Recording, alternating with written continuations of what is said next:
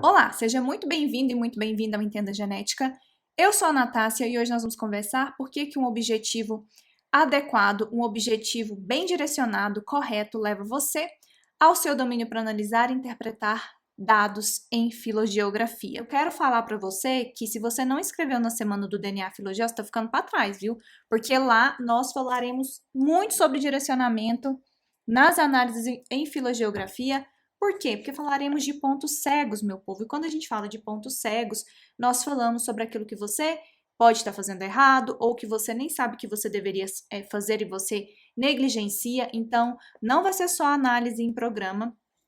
Eu sei que vocês gostam muito disso, mas não só de análise em programa consiste o domínio para analisar e para interpretar. Então, teremos também essa parte, a parte, obviamente, de interpretação. Se você já se inscreveu, muito obrigada, eu agradeço demais e peço para que você compartilhe com pelo menos uma pessoa, tá bom? Eu vou agradecer muito, tá? E para a gente embasar essa conversa de hoje, eu quero trazer para você um artigo que eu acho super interessante para que você dê uma olhadinha. Eu vou deixar para você aqui no na descrição desse vídeo depois, ou nos comentários, a citação, ou no final dessa conversa eu coloco aqui dentro do nosso chat todas as citações que eu separei para vocês, que eu acho que vocês vão amar. E o título desse artigo, que é super interessante, é o seguinte: é o objetivo de você escolher modelos filogeográficos, né? Então, é uma revisão que eu acho super interessante, feita pelo Carstens, que é uma referência dentro da filogeografia. A gente encontra diversos trabalhos dele com essa parte de revisão, na parte de filogeografia e estatística. E esse artigo, uma das coisas que ele pontua, que os autores pontuam, né, é o seguinte, que o fluxo gênico, o fluxo gênico pode ser mais importante para o sistema filogeográfico do que realmente a gente imagina, tá bom? Esse aqui é um artigo de revisão de filogeografia. E eu tô trazendo isso para vocês porque eu disse que se você tiver um objetivo bem definido, se você tiver um objetivo assertivo no seu trabalho, você consegue desenvolver melhor as suas habilidades de análises e você consegue também, e com certeza também, interpretar e discutir melhor os seus trabalhos. Então, eu preciso mostrar para você quais são os embasamentos da filogeografia para que você pense nas suas perguntas biológicas. Porque muita gente tem dificuldade também de estabelecer um objetivo dentro da filogeografia, porque falta essa base teórica. E essa base teórica nem sempre é uma coisa tão tranquila assim da gente encontrar de forma rápida, porque como a gente já conversou, a filogeografia ela é completamente integrativa. Então, eu quero trazer aqui para você alguns embasamentos teóricos, tá bom? Alguns embasamentos teóricos que podem te ajudar na construção do seu objetivo. Por isso que eu trouxe aqui os destaques desse artigo. Então, já se liga nessa informação, ó, fluxo gênico. Então, quando a gente pensa em filogeografia, é importante que você considere o aspecto do fluxo gênico. É por isso que eu sempre falo, bato na tecla, se você trabalha com filogeografia, é importante, é de bom tom que você tenha conhecimento de genética de populações, caso contrário, vai ficar muito difícil de você conseguir interpretar direitinho os seus resultados. Então, se eu sei que fluxo gênico é um aspecto importante da filogeografia, e olha que a gente tem uma revisão de 2017 que fala que é mais importante do que realmente as pessoas elas exploram, tá? Do que realmente as pessoas investigam.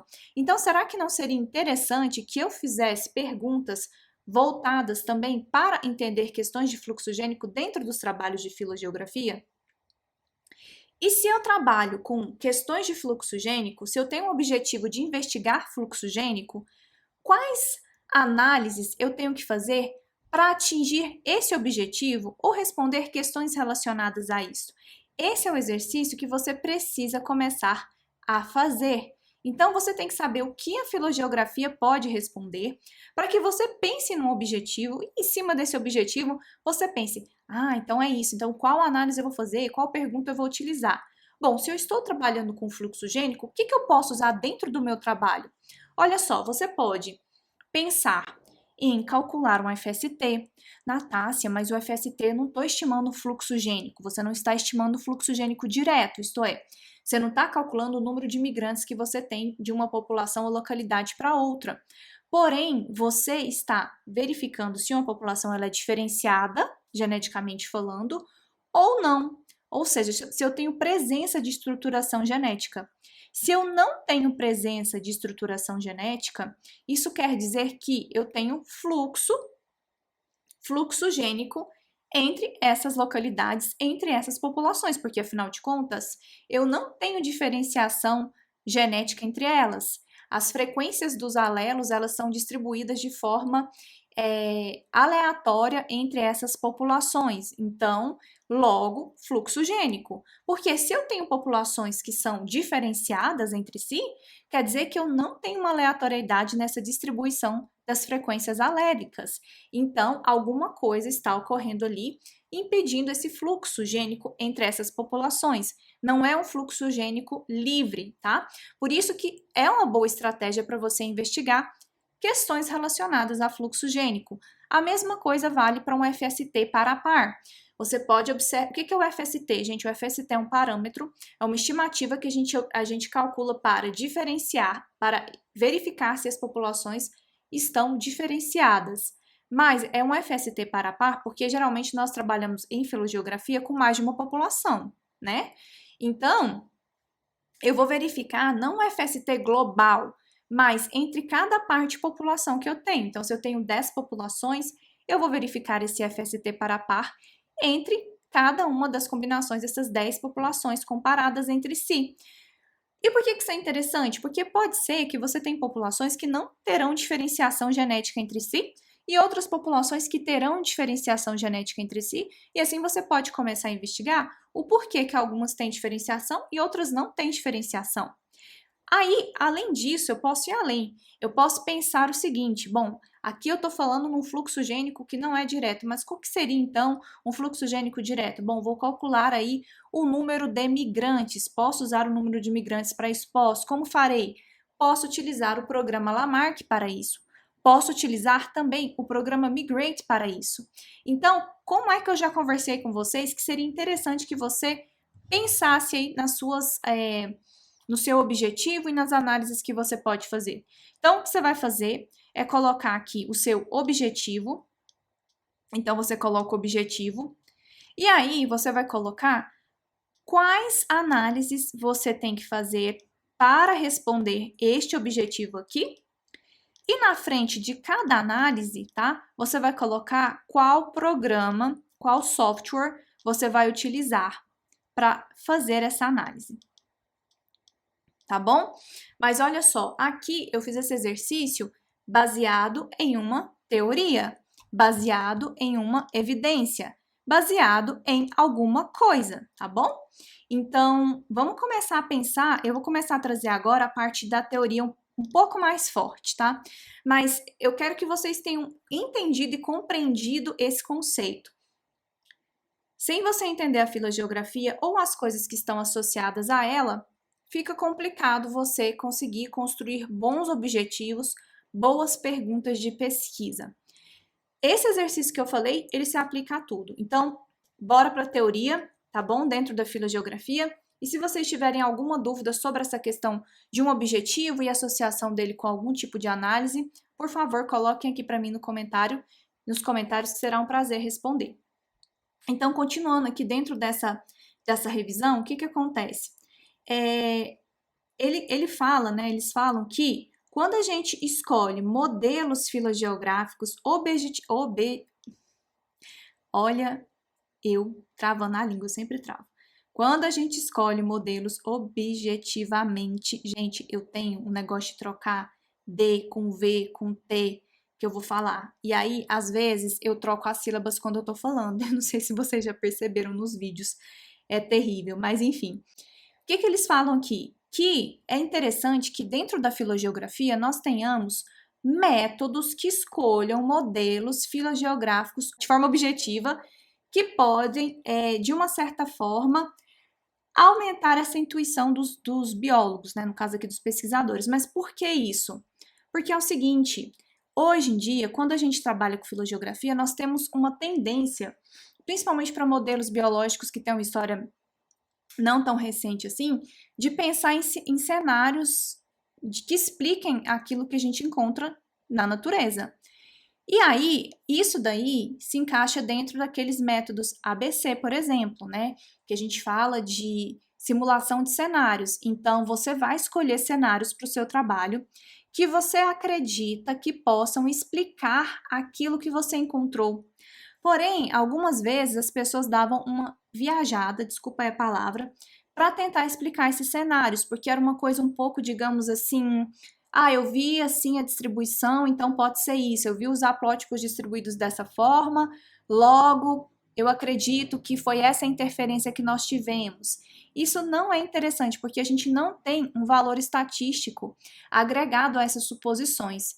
Mas com esses modelos filogeográficos de cenários que nós temos hoje, você pode construir cenários, e aí você vai construir esse cenário, gente, pensando em cima de hipóteses mesmo, que você acredita.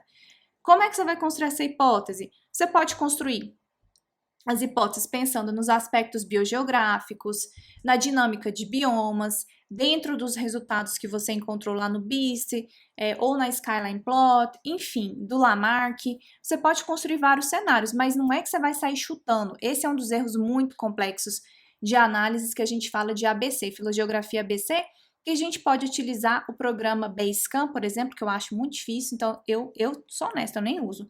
E o DYABC, que eu acho ele super legal e é bem friendly, ele é bem amigável. Então, se você fica testando um monte de cenário sem fazer um embasamento, e aí você começa a reclamar, mas eu não tenho convergência, mas eu não consegui um cenário legal para explicar os meus dados.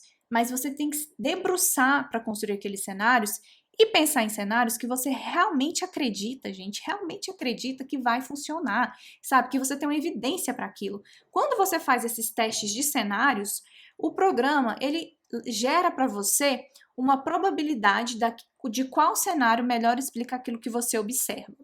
Isso significa que seria o cenário real? Não. Por quê? Porque quem colocou os cenários ali foi você, criatura. Então, dentre os cenários que você colocou, ele vai estimar a probabilidade daquele cenário ser o melhor que explica ali os seus dados. Então, eles colocam aqui que isso é bem interessante para que a gente consiga compreender melhor a filogeografia. Por isso, logo em seguida, isso aqui são as highlights do artigo, tá? Ele coloca, inferências filogeográficas podem ser melhoradas via modelos objetivos de identificação, que são esses modelos que eu falei para vocês, de cenário e também alguns testes que nós temos dentro do próprio BIST. Mas aí tem um outro artigo, e esse eu vou explorar um pouquinho para vocês, que eu achei ele assim fantástico. Eu vou deixar depois para vocês a referência aqui, já para a galera que está no chat, tá bom? Porque eu acho que vocês estão assim muito nessa parte, né, de análise de interpretação, então eu acho que vai ajudar bastante vocês e eu vou colocar daqui a pouquinho para vocês aqui no chat. Mas o que ele coloca aqui quando a gente trabalha com a filogeografia? Esses autores aqui, eles pontuam o seguinte, eles colocam aqui pra gente um funil. E eles colocam um funil pensando na parte biogeográfica e na parte filogeográfica. Por quê? A filogeografia, de uma certa forma, ela é como se fosse uma ramificação da biogeografia e um zoom, vamos pensar assim, tá? Como se fosse um zoom. E elas meio que se encostam um pouquinho, tá? Essas disciplinas. O que você tem que tomar cuidado é para você não elaborar uma pergunta que é de cunho biogeográfico, achando que a filogeografia vai responder para você. Ou uma pergunta biogeográfica, achando que talvez a filogeografia possa resolver para você. Então, assim, quando a gente tem um estudo que é feito localmente, tá? Localmente, então eu não estou pegando toda a representação geográfica dessas populações, geralmente a nossa investigação, ela vai de anos a décadas, tá? Agora, quando a gente trabalha com a filogeografia numa questão regional, ou dependendo do jeito, até continental, porque algumas vezes a gente tem espécies que ocorrem em mais de um continente, né? Mas via de regra não, pensando só num continente aqui, nós estamos investigando processos que são filogeográficos. Então, eu vou avaliar o quê? Um isolamento, um admixture, uma extirpação, sendo que a minha escala provavelmente será em milhões de anos. Só que, milhões de anos não, em 1000 anos, tá? Só que, o que acontece? E é importante vocês saberem. Se você trabalha com vírus, bactérias, com essa parte epidemiológica, não necessariamente você está trabalhando com milhões de anos, ou 1000 anos, né, na casa dos 1000. Talvez você esteja trabalhando aí com algum organismo de 30 anos atrás, entendeu? De 10 anos atrás. Então, é só para vocês terem isso bem, assim, bem aceso na cabeça de vocês. Mas a filogeografia, ela também trabalha numa escala de milhões de anos. E aí é onde a gente começa a trabalhar no limite ali com a biogeografia.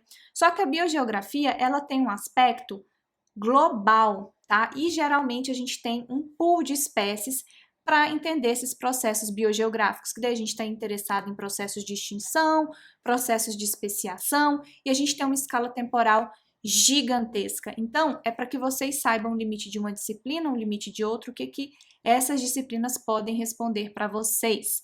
Mas dentro desse artigo aqui, uma coisa que eu achei super legal é que ele trouxe para nós cenários. E por que eu gosto tanto de falar de cenários para vocês? Porque se vocês entendem cenários, vocês conseguem responder a perguntas.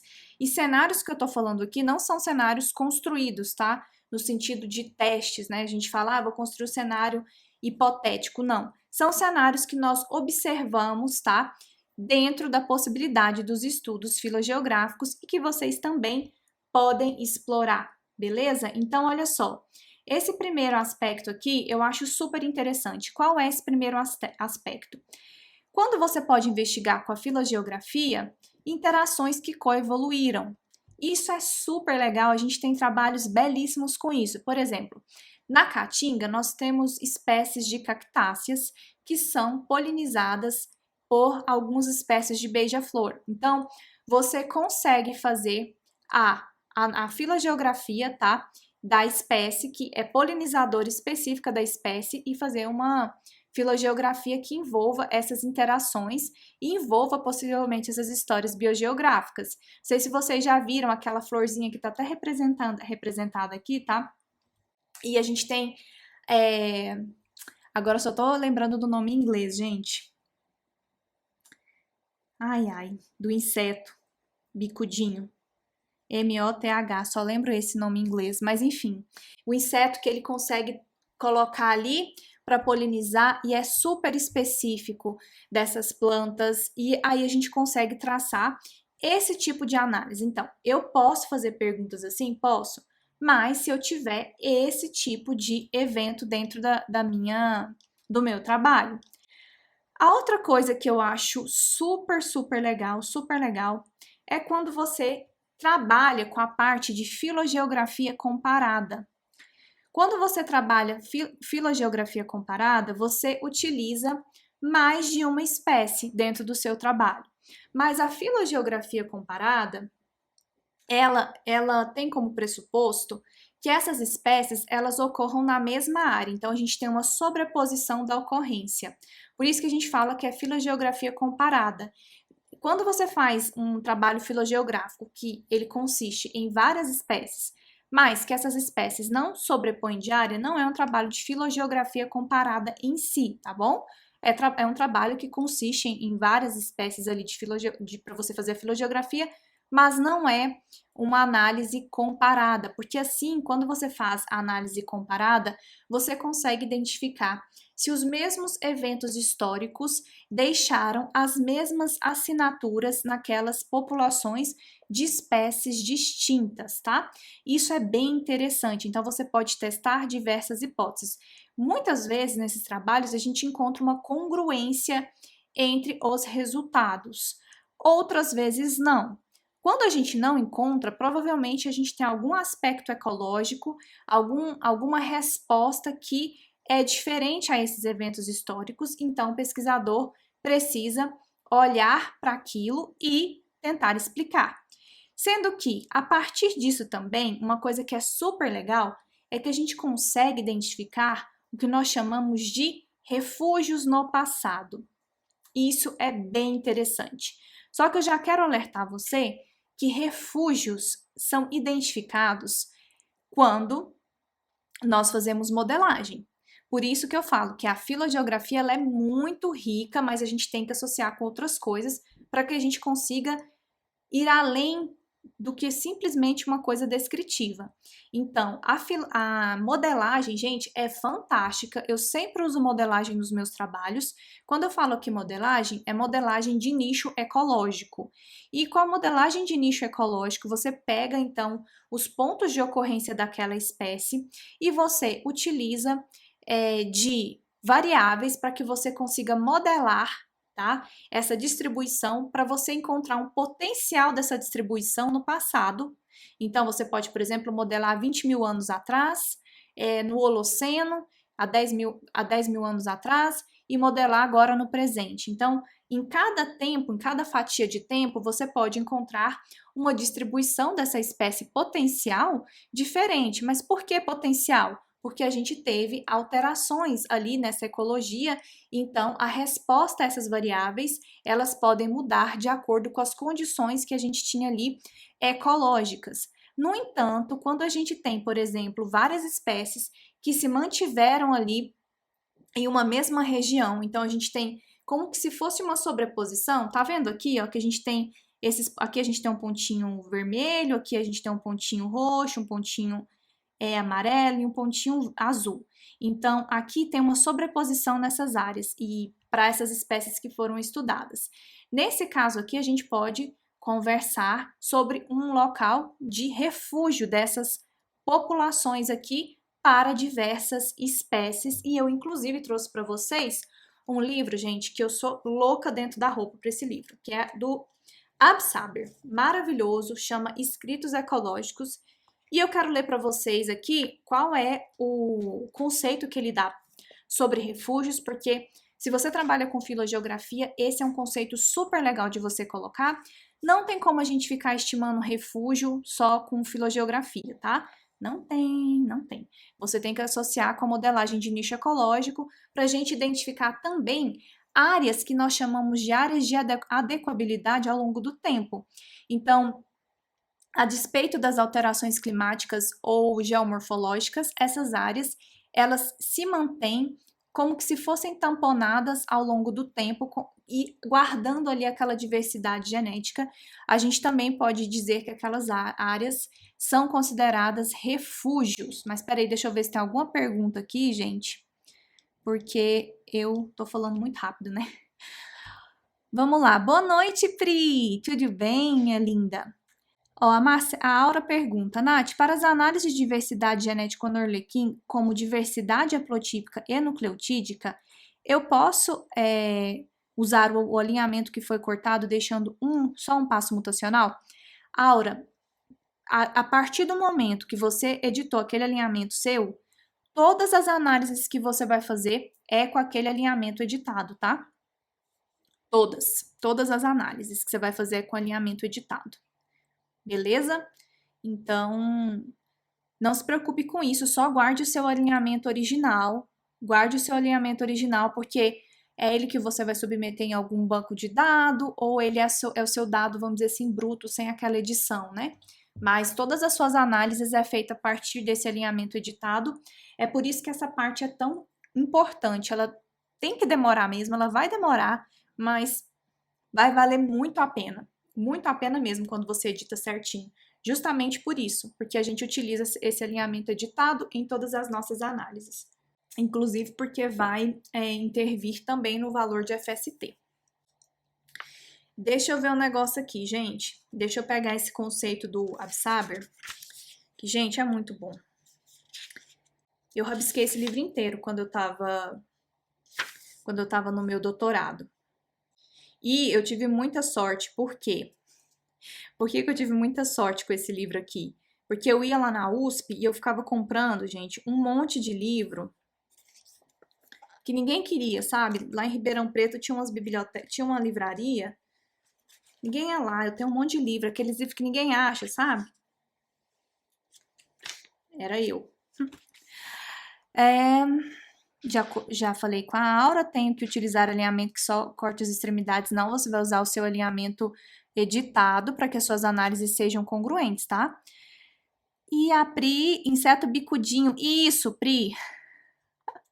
Ai, meu Deus, era esse exemplo aí mesmo.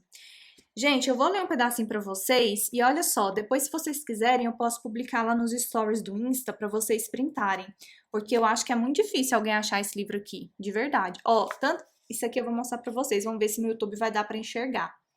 Que eu não sei se vai dar. Mas olha só o que eu escrevi aqui, ó. Vamos ver se vocês conseguem ler. Ai, Brasil. Ó, gente. Olá, Túlio, tudo bem? Vamos ver se vocês conseguem ler aqui. Escritos Ecológicos de Absáber, o livro, tá? Gente, eu escrevi aqui importante para a tese, mas eu acho que vocês não conseguiram ler pelo celular aqui, pelo webcam. Tá marcado aqui importante para a tese. Tudo tá marcado importante para a tese nesse livro aqui, rabisquei ele inteiro. Oi, Isabel, tudo bem, minha linda? Isabel, essa livraria é lá na USP de Ribeirão Preto. Você tá pertinho mesmo em Jabuticabal, do lado. Rapidinho você chega lá. Eu só não sei se eles fecharam essa livraria, né? Porque com a pandemia, vai saber. Mas, nossa, era ótima, não dava ninguém lá. Eu acho que eu paguei, sei lá, uns 10 conto nesse livro aqui. Eu tenho um monte de livro do Absaber, tipo assim, relíquia mesmo. E esses livros do Absaber, gente, isso aqui, vou falar um negócio pra vocês, viu? É bom. Eu, inclusive, estou pensando, conversei hoje com meu marido, estou inventando moda? Talvez. Mas eu estou pensando fortemente em criar um podcast baseado em livros, mas em livros que ajudem a gente a ter o domínio para interpretar. Eu vou deixar na descrição para vocês. E depois eu vou ver se essa livraria tá funcionando, eu te falo.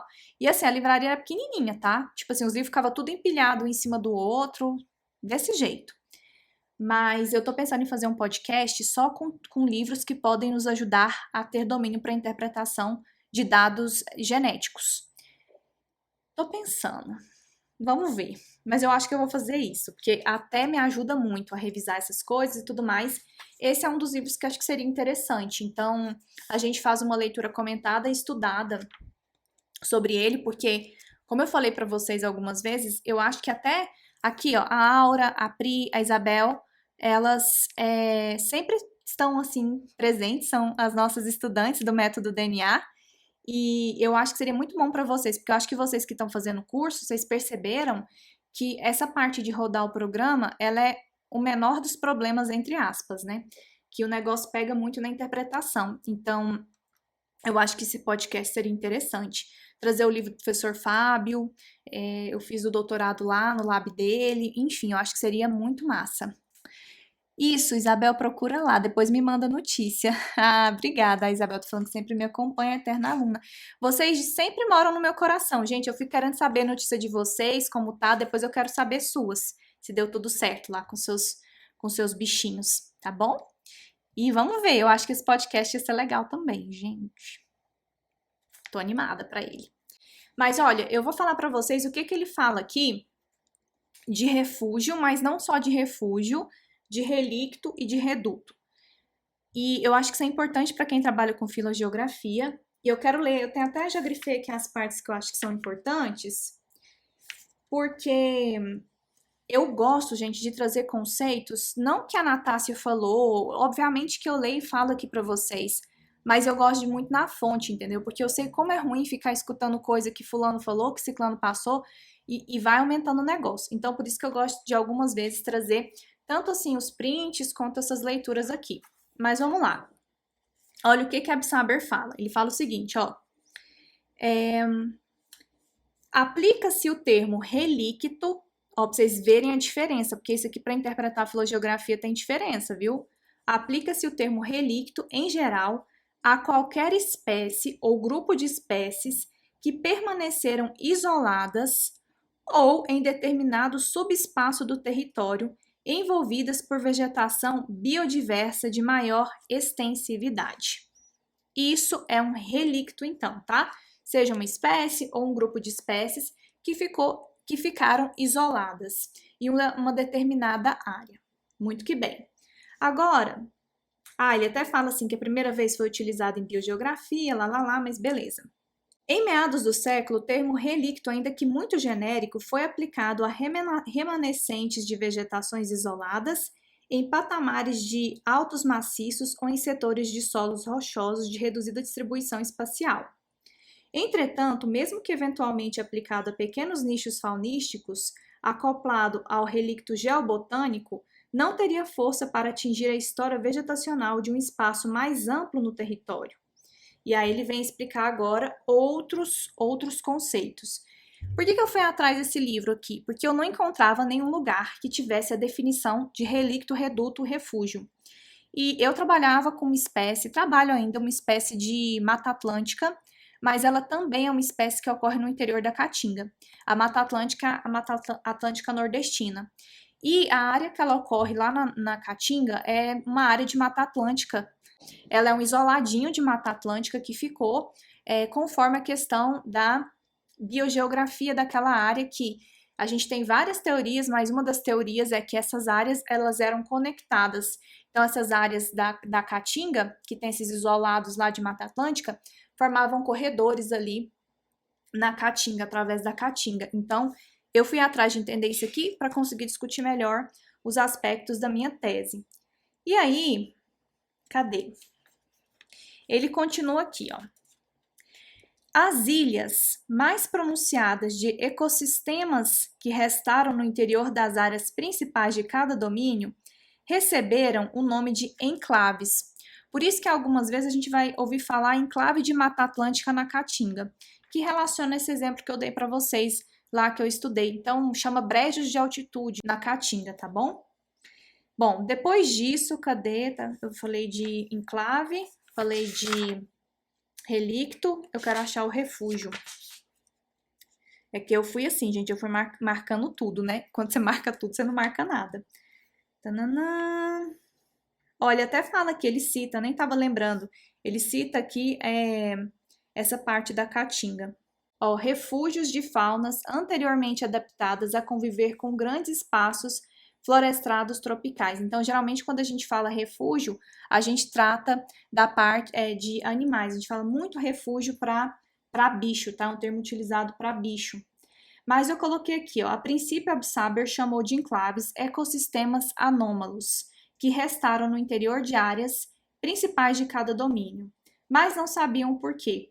Depois, o novo conceito de Stone Lines introduziu a noção de reductos florestais. Então, a gente tem várias nomenclaturas, mas independente disso, é importante que vocês saibam que a gente tem essas áreas e que algumas interpretações que vocês fazem, principalmente aqui a Priscila e a Isabel, podem estar relacionadas com essa questão de uma área que ficou, digamos assim, conservada ao longo do tempo, ou uma área que ela é um remanescente de uma área que tinha uma extensão maior, e geralmente nessas áreas que nós chamamos de refúgios, né, voltado para os bichos, ou as áreas que são chamadas de relicto climático, a gente encontra uma diversidade genética elevada, porque os relictos, eles foram aquelas áreas que se mantiveram ali ao longo do tempo.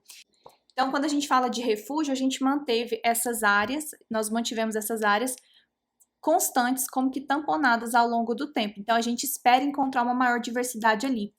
Esse é o tipo de raciocínio que você pode fazer para fazer uma pergunta de pesquisa dentro do seu trabalho filogeográfico.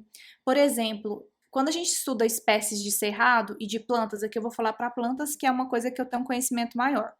Então, para plantas, a gente encontra áreas de refúgio mais na região centro-oeste do Brasil.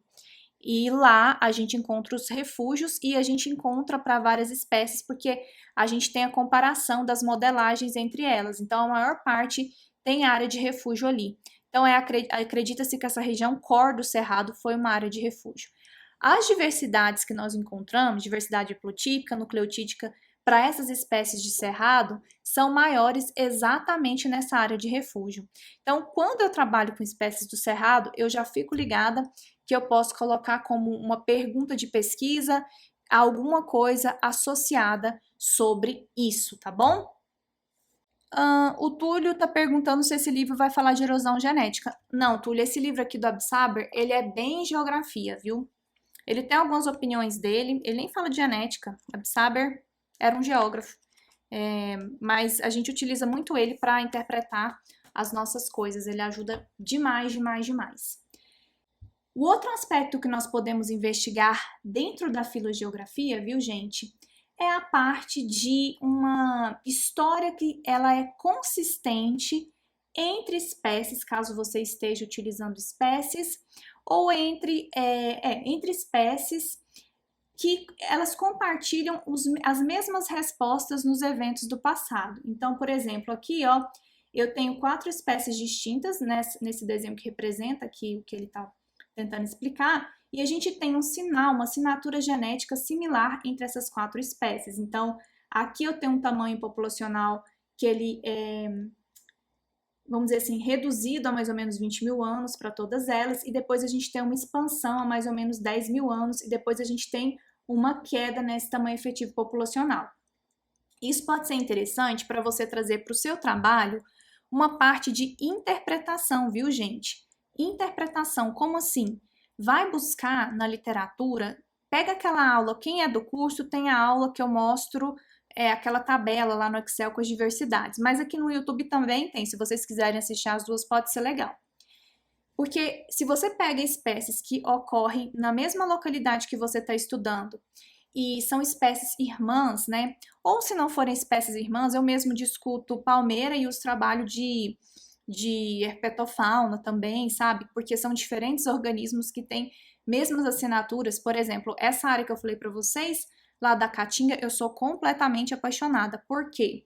Olha, a gente tem a Mata Atlântica lá interiorana, esse relicto, né, os brejos de altitude, e a Mata Atlântica nordestina. E assim, gente, você olha o trabalho de anfíbio, você tem uma quebra exata ali naquela área de Caatinga que separa, então, esses pedacinhos de Mata Atlântica no interior e a parte litorânea da Mata Atlântica. Então, geralmente, a gente tem 2 grupos genéticos distintos. Você encontra isso para, assim, grande parte dos trabalhos de anfíbios que nós vemos, a gente encontra essa quebra filogeográfica, tá? E eu trabalho com palmeira e encontrei a mesma coisa. Então, eu acho isso super legal. Não é que a gente só tem que ficar ali, ó, olhando para um organismo, para o mesmo tipo de organismo que o nosso. Dá para você abrir. Mas comece com um tipo de organismo seu e depois vai expandindo. E aí, se você encontrar entre eles histórias parecidas e tente pegar artigos também, eu sei que nem sempre é fácil fazer isso, tá, gente? Eu sei, porque tem pouco trabalho filogeográfico para o neotrópico, mas que fizeram análises parecidas com as suas, por exemplo, um skyline plot como esse daqui. Por quê? Porque daí você consegue comparar e aí você vai conseguir discutir com a maior riqueza o seu trabalho filogeográfico, porque se eles indicarem que eles têm uma tendência aqui, tá, a compartilhar a história demográfica, o que a gente pode pensar? Que esse é um indicativo também para que você tenha tido respostas similares em virtude de eventos passados que foram compartilhados entre eles. Então, a gente pode dizer que esses eventos podem ter deixado a mesma assinatura entre esses indivíduos, tá bom? Sim, a Pri fala, fiquei em dúvida se meus insetos na Caatinga representam relicto ou refúgio, porque lá a área é adequada para ele e é na Restinga. Então, Pri, o que acontece? O que a gente fala de refúgio? Refúgio, geralmente, são áreas que... Vou pegar um exemplo bem típico, assim, tá? Amazônia.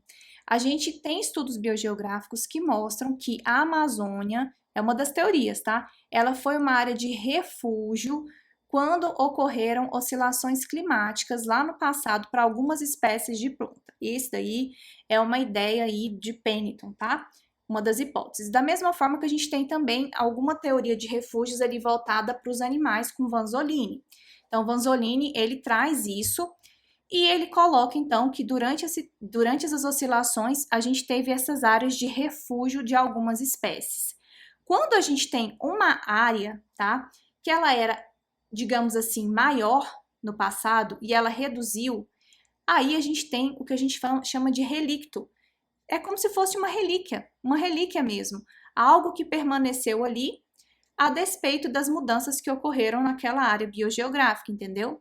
Então, geralmente, quando a gente trabalha com refúgio, a gente tem a teoria dos refúgios e tudo mais, você tem que olhar uma questão histórica, porque você está olhando para os seus bichos agora, né? Mas é quando você tem, então, essa mudança de área e esses organismos, eles acabam migrando para um determinado local que seria mais adequado para eles. E a gente consegue ter essa noção quando a gente tem uma avaliação histórica. Uma avaliação histórica. Agora, o relicto, ele é correspondente a uma área, então, um remanescente de área, que vamos imaginar aqui que você tem uma área bem contínua, ocorreu alguma oscilação climática, que essa área agora vegetacional, ela não tem uma adequabilidade mais para existir naquela extensão que ela tinha, e sobrou só algumas manchinhas, algumas relíquias daquela área embebida por outro tipo vegetacional, por exemplo, como esse exemplo que eu citei. Nossa, por exemplo, gente. Enfim, como o caso que eu citei para vocês ali da Mata Atlântica Nordestina, tá? Então é isso. Ficou correto. Mas, ó, restinga é um tipo vegetacional. Ela não é um relicto, tá? Mata Atlântica, por exemplo, igual eu citei para você, que ocorre no interior da Caatinga, é um relicto, que a gente não chama de Mata Atlântica, a gente chama de brejos de altitude. Mas a composição florística é muito parecida com o que a gente encontra na Mata Atlântica litorânea. Então, é uma remanescente de área. Agora, restinga realmente é um tipo de ecossistema. Então, eu não acredito que o seu bicho seja um relicto nem um refúgio. Tem que avaliar melhor, porque a questão é que ele ficou isolado por alguma questão. Ele ficou isolado das populações do Cerrado. Aí tem que entender por quê. A gente sabe que tinha áreas ali, tem alguns artigos que mostram que a gente teve áreas de conexões que passavam da parte litorânea ali da Mata Atlântica até a Amazônia, então cortando essa parte do Brasil central. Então pode ser que tenha alguma coisa ali que aconteceu no meio dessa história e essas populações ficaram isoladas. Gente, tem um artigo muito legal, eu acho que é Sobral e Souza, ou Souza Sobral, nunca lembro o nome do menino. Souza Sobral, Sobral Souza, mas tem o Matheus Lima Ribeiro, é um trabalho de modelagem que foi feito para a Mata Atlântica e eu achei super legal porque ele vai mostrando essas conexões que a gente teve da Mata Atlântica dentro, não da Mata Atlântica, mas do que era outrora, né, algo similar à Mata Atlântica, conectando ali com a Amazônia. E aí mostra as rotas direitinho. Então, acho que é bem interessante para vocês olharem. Biogeografia das rainforests, né? Florestas neotropicais. E aí eles vêm com modelagem, cadê? Deixa eu ver aqui, mostrando como que foi a dinâmica, tá vendo? Na Amazônia e na Floresta Atlântica, as conexões, tá vendo? Então, assim, a gente consegue pensar a respeito e interpretar melhor, tá vendo? Então, eu acho super legal, tipo, há 21 mil anos, como que era essa conexão. Então, essas áreas aqui, ó, embebidas no cerrado, olha que bacana. A partir disso aqui, você consegue interpretar muita coisa. Continuando, gente, a outra coisa que você pode explorar dentro da filogeografia é a interação não especialista. Então, por exemplo, às vezes você tem dentro de uma área organismos que não têm interações especialistas como essa aqui de cima, né, que tem coevolução. Então, também é interessante você utilizar e você comparar o que aconteceu, né, o que pode ter direcionado, se a gente tem uma convergência e mesma assinatura para interações de não especialistas, né, mas de animais que ocorrem, espécies que ocorrem na mesma área. Outra coisa que é super interessante é quando você trabalha com espécies, e aí já não é a filogeografia comparada, tá? A gente não tá falando dela, mas a gente trabalha diferentes espécies e utiliza a ferramenta da filogeografia para investigar essa dinâmica de diferentes espécies. E aí, cada espécie vai contar, talvez, né? Talvez uma história demográfica distinta. Pode ser que você encontre áreas comuns de refúgio? Pode. Outra coisa, Pri. Só lembrando aqui. que acontece, gente, que tem uma confusão. A gente tem o conceito de refúgio lá do Vanzolini, aqui do Absaber, tá? Vanzolini, em 1963, ele foi o que descreveu esse negócio com bicho. Só que o pessoal da filogeografia acabou pegando esse termo, tá? E aí que pode gerar uma confusão. E a gente vai encontrar nesses artigos o termo refugium, tá? Refugium, que eles utilizam como essas áreas que permaneceram constantes ao longo do tempo, como que se tamponadas, tá? Então vamos pensar aqui, se eu fiz uma modelagem considerando o último máximo glacial, que é 1000 anos, 20 mil anos atrás. Então, o que vai acontecer? Durante esses 20 mil anos, aí pegando ali os 20 mil anos no último máximo glacial, o Holoceno e atualmente, essas áreas permaneceram sem se alterarem de tamanho, entendeu? E aí a gente chama essas áreas de refúgio também, beleza? Então, eu sei que são conceitos que acabam levando o mesmo nome, e aí o que acontece? Acontece que fica um pouco complicado, mas aí você consegue entender então a diferença, tá? Quando você pega o refúgio da biogeografia e esse termo refúgio que o pessoal começou a utilizar nos artigos de filogeografia. O pessoal faz até um mapinha, gente, que é um mapinha que a gente fala de mapa consenso. Então, é como se você sobrepusesse esses mapas que foram modelados para diferentes tempos, né? E aí, essa sobreposição, essas áreas que se mantêm na sobreposição, são desenhadas como se fossem esses refúgios.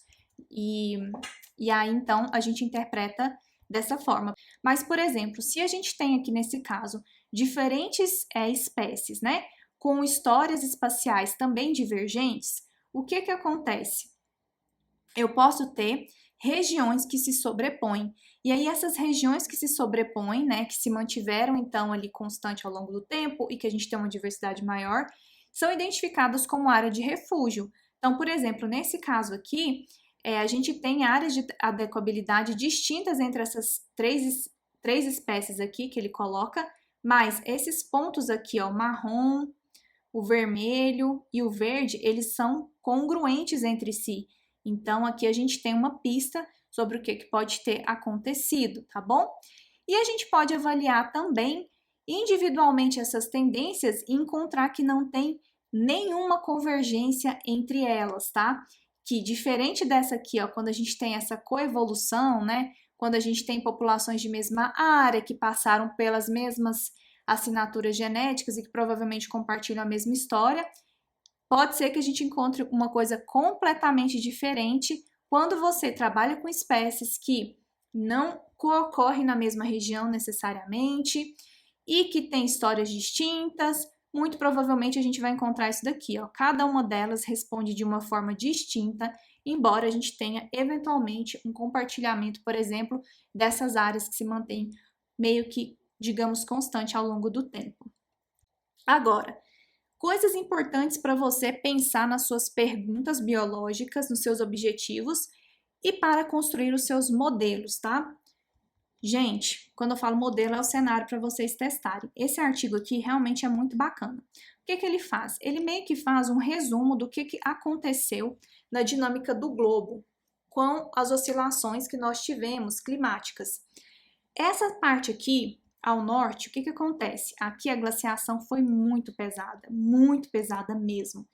E, gente, quando você vai pegar os trabalhos filogeográficos da região norte, vou falar para vocês, é uma coisa linda, porque você encontra a quebra filogeográfica certinha correspondendo ali com a questão da quantidade de frio que tinha. Então, é tão interessante porque você consegue, inclusive, encontrar um gradiente de diversidade. O que não acontece na nossa região neotropical, porque aqui nós tivemos uma salada de coisas acontecendo aqui. Lá em cima, eu acho que os trabalhos filogeográficos são um pouco mais fáceis de serem interpretados, porque teve glaciação forte, entendeu? Então é isso, sabe? Não teve uma área que teve um determinado tipo de vegetação, outra área que não. Aqui no nosso caso, não. Aqui foi punk. Porém, uma coisa que vocês têm que ter em mente é que é o seguinte: quando lá em cima nós tivemos glaciação, então tudo ficou gelado, lá. Aqui embaixo não, aqui a gente não teve neve. Mas o que aconteceu? O tempo ficou seco e frio, seco e frio.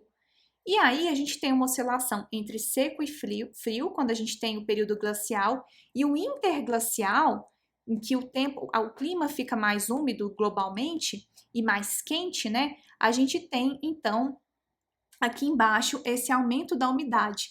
Por isso que a gente tem o que a gente chama de áreas de cerrado, ou pradarias, ou a parte de gramíneas que super expande durante o período glacial, porque são favorecidas por esse período seco, né, e frio. E aí, quando a gente entra no interglacial, é aquele boom, né, de floresta, porque a gente aumenta a umidade. Então, essa dinâmica aqui, ela também pode te ajudar tanto a interpretar quanto a criar também perguntas e cenários. Lembrando que, para quem trabalha mais com essa região aqui, deixa eu ver se eu vou conseguir dar um zoom maior. Eu acho que não. A gente pode até fazer uma aula sobre isso depois, porque é muita coisa, mas aqui a gente teve incursões marinhas. E essas incursões marinhas, elas deixaram assinatura genética em vários trabalhos filogeográficos, assim como aqui nessa região da Amazônia, lá no Mioceno, a gente também teve algumas incursões aqui dentro.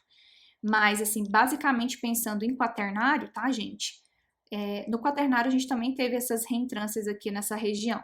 Mas, pensando em vegetação, nós tivemos essa questão de, no interglacial, aumentou a umidade, tá? A gente expandiu floresta.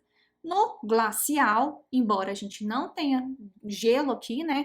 Isso impactou bastante a temperatura e favoreceu a expansão das gramíneas. Aí tem vários artigos de biogeografia que tratam disso. Tem Pennington, tem Prado e Gibbs 93, Pennington 2000, Pennington 99, Mayo 2004, o que mais? Nossa, tem muitos. Auler 2004 também. Eu tenho um artigo, gente, que é bem legal, vou deixar a referência dele para vocês, que ele é um artigo de revisão em português, tá? E eu fiz esse artigo em português porque eu achei que tinha que ser uma devolutiva, né, pra galera. E eu fiz justamente fazendo uma revisão sobre essa parte biogeográfica do neotrópico em português, para o pessoal conseguir ler, entender melhor e interpretar melhor os dados filogeográficos. Eu vou deixar para vocês ao final dessa conversa, que eu acho que pode ser bom para vocês darem uma olhada, porque eu fiz uma revisão desses principais trabalhos que nós tivemos. E por fim, coisas importantes que vocês precisam saber, tá? Também, tudo desse artigo, gente, esse artigo é maravilhoso. Olha só, quando você está trabalhando com filogeografia, você está considerando o aspecto temporal, certo? Então, a gente considera o aspecto geográfico e o aspecto temporal. É importante que você saiba o que foi predominante em cada um desses momentos, tá? Do tempo. Então, quando a gente trabalha com a parte do neógeno, então se você teve ali espécies que foram datadas no neógeno, geralmente na região neotropical, quando a gente encontra essas datações do neógeno, né, do ancestral comum mais recente, pode ter certeza que geralmente é o ancestral comum mais recente. Obviamente tem exceções, viu, gente? Pode ser que você tenha populações ali que também, ou então coalescências que aconteceram no neógeno, muitas, pode ser, mas geralmente no neógeno a gente encontra o ancestral comum mais recente e as diversificações elas vão acontecendo no quaternário. Neógeno, geralmente nós temos uma associação com as formações geológicas. Então, sempre que você lembrar do neógeno, se você encontrar um resultado com o neógeno, o que você vai pensar? Cara, levantamento, sorgimento de montanha, rebaixamento de montanha, erosão, tudo. Então, tanto assim que vários trabalhos que são feitos ali. Ah, detalhe, quando eu falei para vocês dessa questão do neógeno, tá? Que geralmente a gente vai encontrar o ancestral comum mais recente ou a divergência de grandes clados, eu tô falando mais para distribuição aqui no Brasil, tá? Deixa eu só trazer isso para a realidade. Porque, por exemplo, quando a gente pega ali aquela região dos Andes, caramba, ali a gente tem uma assinatura, assim, ímpar de diferenciação genética, de quebra filogeográfica entre espécies, tá? Em virtude do soerguimento dos Andes. É claro que essa diferenciação não aconteceu, tipo assim, soergueu o Andes hoje, amanhã diferenciou. Não, né, gente? É um processo. Mas a gente consegue fazer essa datação, então depende muito da região. Quando a gente pensa no quaternário, eu já estou trazendo aqui as oscilações climáticas que ocorreram. Então, justamente aquilo que eu mostrei para vocês sobre expansão diária, retração diária, predominância de uma coisa, predominância de outra, a depender do tempo. Né? E aí, o que aconteceu também, que esse trabalho traz, que é bem interessante? Ele faz essa revisão aqui, ó, e ele coloca pra gente, na revisão dele, o que ele encontrou de predominância nos trabalhos, no sentido de o que é que respondeu mais? Foram as oscilações climáticas do quaternário ou o neógeno que realmente impactou, né? Então, quando a gente olha para essa região aqui, a nossa região, a gente percebe que a parte do neógeno, né, ela... Ai, peraí que eu não tô lembrando da legenda, vou olhar aqui na geral. Mas assim, no geral, a gente tem uma boa partição entre neógeno e quaternário, então aqui o verdinho é neógeno e quaternário, o amarelinho é só quaternário, o vermelho é só quaternário e o neógeno é só azul. Então, quando a gente olha aqui, por exemplo, para a nossa região neotropical, a maior parte que a gente observa dos clados que são originados, das diferenciações, remetem ao quaternário, que foi o que eu falei para vocês. Por quê? Isso foi muito intenso aqui para a gente, essas oscilações do quaternário.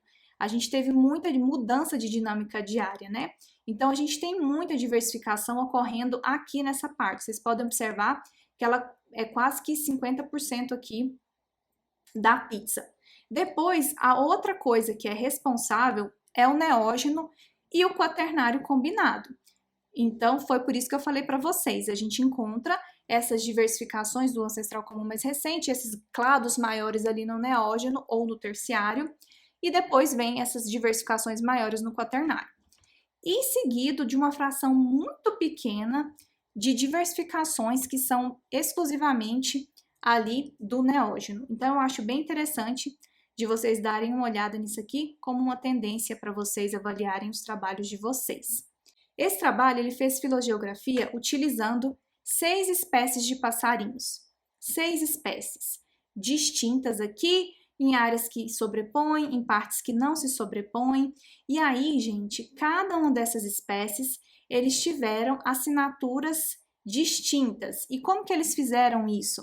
Eles investigaram a partir de análises que mostrassem a história demográfica das espécies. Então, olha o que está aqui de verdinho. Verdinho não, gente. Hoje eu tô ruim com as cores. Azulzinho, Skyline Plot, Extended Skyline Plot. Então, avaliou-se com a Extended Skyline Plot. Eu sei que tá muito ruim de ver, mas vamos tentar só olhar uma coisa aqui. Essa espécie aqui, por exemplo, a gente percebe que há um tamanho constante populacional e depois uma expansão, certo? Aqui tem um tamanho constante populacional menor em termos de extensão do que esse aqui. Esse aqui ficou muito tempo com tamanho populacional constante e só depois expandiu. Essa aqui já ficou com tamanho populacional constante um pouquinho e logo foi expandindo, expandindo, expandindo. Mesmo marcador, e ele trabalhou com filogeografia e foi discutindo a filogeografia de cada uma dessas espécies. Dá uma olhadinha nessa rede de haplótipos aqui. O que a gente tem nessa rede de haplótipos aqui? Um haplótipo super frequente, tá vendo? Que é esse aqui que eu tô passando o mouse. E depois a gente tem um bando de haplótipos aqui, muitos haplótipos, mas uma menor frequência. Então, quando a gente tem um haplótipo com uma frequência muito grande, um monte de haplótipos com a frequência pequenininha, pequenininha, esse é um sinal de uma população que possivelmente passou por um bottleneck seguido de uma expansão. E aqui a gente tem uma congruência com expansão aqui entre a rede de haplótipos e também a análise da Extended Skyline Plot. Claro que você não pode simplesmente falar em cima da rede de haplótipo, aconteceu isso. Hoje em dia já não dá mais para fazer isso. Mas os dados, eles conversam entre si. E aí é sobre isso que eu queria falar com você quando eu disse que é importante você saber a teoria, tanto a parte teórica do ponto de vista de análise, como o porquê que você está fazendo aquilo, como essa parte também de teoria da biogeografia, né, do que a gente espera encontrar com a filogeografia. Porque aqui a gente consegue casar os dados. E se eles estavam investigando a história demográfica populacional da espécie, o que eles tinham que fazer? Análises que investigassem história demográfica da espécie. Fizeram Extended Skyline Plot, por exemplo. Aqui, por outro lado, essa população, a gente não encontra tantos haplótipos raros. A gente tem uns haplótipos com a frequência relativamente alta e um número maior, e alguns poucos haplótipos raros surgindo. E olha só, aqui a gente teve uma constância grande por um longo período e uma expansão. Então, a gente tem essas assinaturas no DNA. E eu queria muito que quando vocês fossem interpretar os dados de vocês olhassem para os dados, tentando fazer essa relação entre os resultados que nós encontramos. Esse trabalho, esse aqui, eu achei bonitinho demais. Ó, as redes de haplótipos que eles fizeram, a reconstrução aqui que eles fizeram também. Mas eu quero subir aqui um pouquinho para mostrar para vocês qual foi o objetivo deles, para vocês entenderem justamente como eles fizeram certinho as análises. E esses mapinhas aqui, ó, vocês conseguem fazer todos esses mapinhas com o bônus do professor Fabrício. Ó, no presente estudo, nós analisamos a variação genética e a variação morfológica, tá?